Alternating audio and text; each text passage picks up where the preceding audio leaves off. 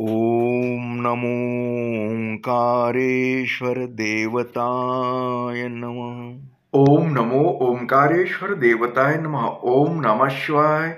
ओम नमः शिवाय. अवधूत चिंतन श्री गुरुदेव दत्त. मंडळी, आज सोमवार.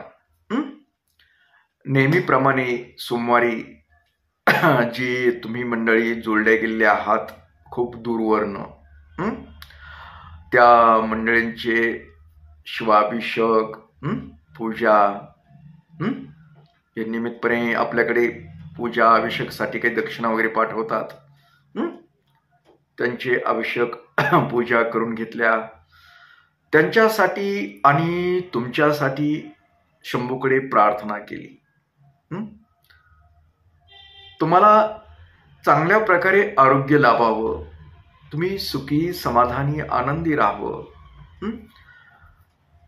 तुमच्या काही समस्या असतील त्या दूर व्हाव्या आणि जीवन जगण्यासाठी तुमच्यामध्ये एक शक्ती यावी, जेणेकरून कुठली समस्या आली तरी त्याला सामोरं जाण्यासाठी तुमच्याकडे बळ असलं पाहिजे. यासाठी शंभूकडे प्रार्थना केली.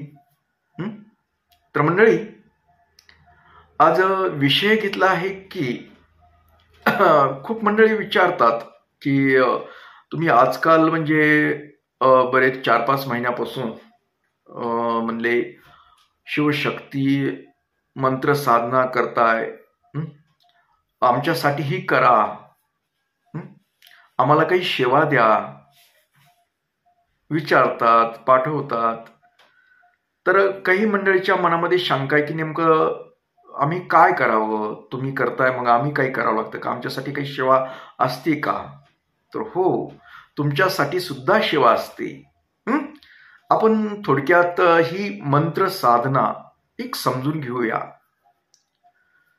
ज्या वेळेस तुमच्यासाठी मी मंत्र साधना करतो, रात्रीच्या वेळी 7 ते 10-11 वाजतात, कधी कमी जास्त होतं.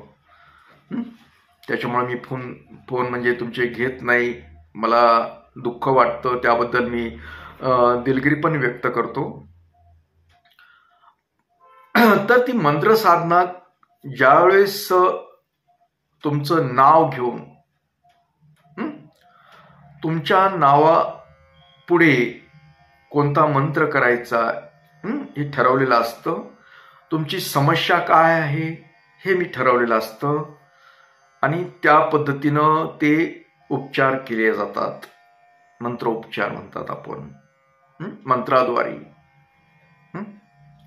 आता मी करतो ही पद्धत, परंतु तुम्हाला काय सेवा द्यायची हे पण मी सांगितलेलं असतं. बऱ्याच मंडळी सांगितलेलं असतं की ज्यांना होत नाही काही सेवा त्यांचं ठीक आहे, पण ज्यांना होती त्यांनी सेवा काय, तर तुम्ही फक्त तुम्हाला जर वेळ भेटत असेल ना, वेळ जर भेटत असेल तर मी जसं रात्री 7 ते समजा उदाहरण 10 पर्यंत मंत्र साधना करतो, तुमच्या नावाची मंत्र साधना करतो. तुमच्या समस्येसाठी तुम्हाला सुख समाधान आनंद भेटावा, तुमचे मानसिक आजार असतील, काय जे भले काय आहे ते आहे, तुम्ही ज्याच्यासाठी माझ्याकडे नाव नोंदवलंय की ही आमची समस्या आहे, त्यासाठी तुम्ही ही करा. त्यावेळेस तुम्ही काय करायचं, जसा का माझा टाइम आहे 7 ते 10 उदाहरण, तसा तुमच्यासाठी सुद्धा तोच टाइम आहे. तुम्हाला जर वेळ भेटत असेल तर तुम्ही त्या वेळेमध्ये तुम्ही ओम नमो ओंकारेश्वर देवताय नमः हा मंत्र जप करायचा आहे. आणि हा जप करत असताना आपण ही कशासाठी करतोय हे मनात डोक्यात घ्यायचंय. आणि ज्यावेळेस तुम्ही करता, मी इकडे करतो, त्यावेळेस कनेक्ट होतात आपण, म्हणजे जोडले जातो. आपण जोडल्या गेल्यानंतर तुम्ही तेवढंच बोलायचंय, कारण माझ्यापर्यंत त्या दृष्टीनं तुमच्या मंत्राच्या द्वारे माझ्यापर्यंत पोहोचण्याचा मार्ग तोच आहे. म्हणजे माझ्या साधनेमध्ये मी देवतेचे समजा मंत्र करतो, म्हणजे मी एका देवतेचं नसतं, सर्व देवतांना बोलून घ्यावं लागतं. सर्व आपले ग्रह वगैरे 9 ग्रह आहेत, सूर्य, चंद्र, पृथ्वी, हे जल, आकाश, अग्निदेवता, ही सर्व देवतांना आवाहन करावं लागतं. ही मी जी साधना करत आहे, या साधनेसाठी तुम्ही सहाय्य व्हा मला. तुम्ही जर सहाय्य झालात तर ही जी माझ्याकडे समस्या आलेली आहे अमुक अमुक ह्या व्यक्तीची, ती समस्या दूर होण्यासाठी मला सहकार्य करा. माझ्या साधनेमध्ये कुठली बाधा येऊ देऊ नका. माझी साधना सुलभ होऊ द्या. यासाठी त्यांना सर्वांना देवदेवतांना आवाहन करून त्या ठिकाणी त्यांची शक्ती आणायची असते आणि नंतर चालू असतं ते प्रोसेस. आणि तुम्ही तिकडे त्यावेळेमध्ये जर तुम्ही जप करता, मंत्र जप करताय, ओम नमो ओंकारेश्वर देवताय नमः, ओम नमो ओंकारेश्वर देवताय नमः, हा जप करताय म्हणजे तुम्ही माझ्यापर्यंत कनेक्ट झालात, जोडले गेला आहात. जोडल्यानंतर तुम्ही जरी दूर असाल तरी माझ्या साधनेमध्ये तिथं तुम्ही हजर आहात. ओंकारेश्वरच्या दैवी शक्तीद्वारे तुम्ही माझ्या साधनेमध्ये हजर आहात. तुम्ही कनेक्ट झाला आहात, जोडले गेला आहात. जसं का तुम्ही कितीही दूरवर असलात, तुम्ही व्हिडिओ कॉल अगर फोन बोलता पण प्रत्यक्ष बोलल्याने वाटतं का नाही, पण भेट झाल्यासारखंच आहे का नाही. तसं ही एक दैवी शक्ती असते मंत्राची, आणि त्या शक्तीद्वारे तुम्ही जोडले गेलात, देवतेशी जोडले गेलात म्हणजे माझ्याशी जोडले गेलात. आणि जोडल्या गेल्यानंतर मी जी काय करतो, तुमच्यासाठी काही गोष्टी करतो आहो, ते तुमच्यापर्यंत पोहोचतं. आणि तुमचं जे काय कार्य आहे, तुमची काही समस्या आहे, तुमचं काही काम अडलेलं आहे, ते दूर होण्यास मदत होते. हे एक उघड ठोकताळ आहे, तुम्हाला सोपा करून सांगितला. त्यासाठी तुम्ही सुद्धा माझ्याशी कनेक्ट होणं गरजेचं आहे.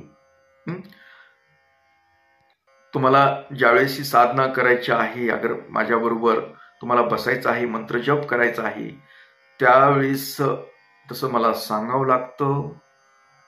तुम्हाला जमलं तर शिव अभिषेक करून घ्यावा लागतो, म्हणजे ओंकारेश्वर देवतेचा अभिषेक करून घ्यावा लागतो. म्हणजे सुरुवात चांगली होते. आणि तुमची समस्या सुटल्यानंतर परत एकदा करावं लागतो. यात अवघड असं काही नाही. तर अशा पद्धतीनं मी तुमच्यासाठी करतो ही शिवशक्ती मंत्र साधना. आणि यामुळे खूप खूप लोकांना त्याचा फायदा झालेला आहे, अनुभव आलाय चांगला.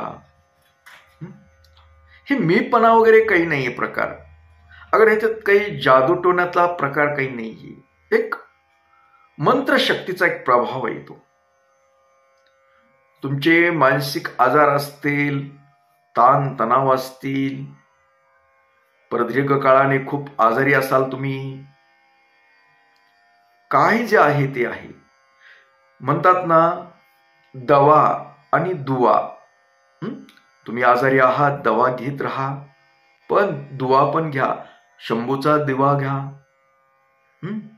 आणि शंभूचा आशीर्वादाने, ओंकारेश्वरच्या आशीर्वादाने तुम्ही नक्कीच बरे व्हाल. अशा पद्धतीनं आपण प्रत्येक दिवशी दररोज रात्रीच्या वेळेस करतो, सकाळी पूजा करतो, रात्रीच्या वेळी करत राहतो. खूप मंडळींना अनुभव आलेला आहे, ते सांगतात. तर तुम्हालाही चांगला अनुभव यावो. तुमच्या काही अडचणी असतील, तुम्हाला काही बरं वाटत नसेल, आनंद वाटत नसेल, जीवनामध्ये काही निराशा असेल, काय जे आहे ते आहे, त्यासाठी एकदा प्रयत्न करून पहा आणि माझ्याबरोबर तुम्ही पण बसा मंत्र साधनेला. तुम्हाला काही अवघड काम सांगत नाही, तुम्ही फक्त जप करायचं, मंत्र जप करायचा आहे. मी करतोय काय करायचं ते.